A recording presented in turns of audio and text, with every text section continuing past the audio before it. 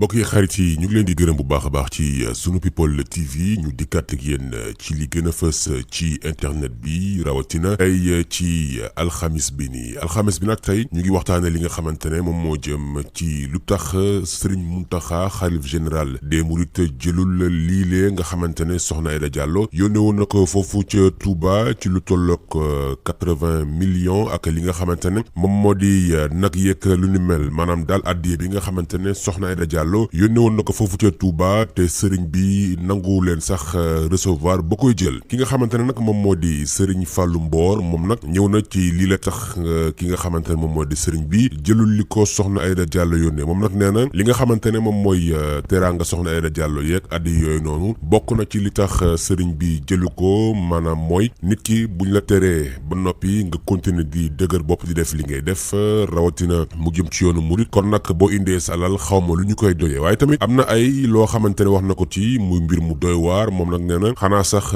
dëkk yi nga xamante ne ay pays occidentaux la ñu wala ñi nga xamante ne sax ña nga ca bitim réew di dund seen dund ni bopp ñoom sax bu nit yoree yenn alal yi dañ ko war a càmbar rawatina nag ñun ñi nga xamante ne ñoo di yoonu jullit ndax xaalisam bi xamuñu fu mu jugee xamuñu ndax xaalisu farmason la xamuñu ndax xaalisu drogue la ak yu ni mel nee na nag waxul ne xaalisu drogue la wala xaalisu farmason waaye daal nee na xaalis boo xamante ne xamuloo fu mu jugee nga koy jël di ko indi ci yoonu murit nee na moom loolu la ñu d'accordul benn yoon rawatina nag ci koo xamante ne dañu ko wax ne ko defal jëfal toppal ndigal mu daal di lànk ba utu koy lànkle loolu nag mooy li nga xamante ne Serigne Fallou Mbor wax nañu ko waaye tamit xamal nañu ne ki nga xamante ne moom moo di soxna Aïda Diallo daf ñoo bëgg imposer ay doxalinam ci yoonu murit te loolu duñu ko nangu benn yoon lii nag mooy li nga xamante ne Serigne Fallou Mbor xamal nañu ko ci li tax xalif général bi di Serigne Mountakha Mbacké jëlul addiye bi nga xamante ne soxna Aïda Diallo yónnee woon na ko fa mbokk yi xarit yi woy leen di abonné ci sunu people TV ndax information yi fii rek ngeen koy amee en temps réel